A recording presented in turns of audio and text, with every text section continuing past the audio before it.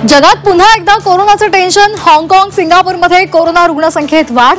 आशिया खंडात पुन्हा कोरोनाची लाट येण्याची भीती। भारतापाठोपाठ अफगाणिस्तानही पाकिस्तानची जलकोंडी करण्याची शक्यता। काबूल नदीवर धरण बांधलं जाणार। धरणासाठी भारत आर्थिक तांत्रिक सहाय्य करणार। ऑपरेशन सिंदूर नंतर बिहार नेपाळ सीमेवर हाय अलर्ट। अनेक दहशतवादी घुसखोरीच्या तयारीत असल्याची माहिती। सीमा रेषेजवळ अनेक संशयित दिसल्याची माहिती। शिवसेना उद्धव बाळासाहेब ठाकरे पक्षाची आज शिवसेना भवनामध्ये महत्त्वाची बैठक। खासदार, आमदार आणि जिल्हाप्रमुख उपस्थित राहणार। आगामी मनपा आणि झेडपी निवडणुकींसंदर्भात चर्चा होण्याची शक्यता। राज्यात पुढील 4 ते 5 दिवस पावसाचा अलर्ट। 21-22 मे रोजी कोकण, गोवा, मध्य महाराष्ट्रामध्ये पावसाचा अलर्ट। पुढील आठवड्यात मान्सून केरळमध्ये येण्याचा अंदाज।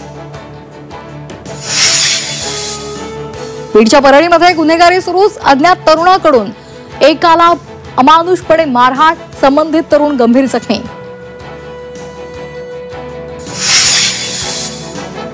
इस्रायलचे गाझा पट्टीमध्ये क्षेपणास्त्र हल्ल्यामध्ये 82 जणांचा मृत्यू। अनेक जण गंभीर जखमी। दीर अल बलाह आणि खान युनिस शहरामध्ये इस्रायलचे हल्ले।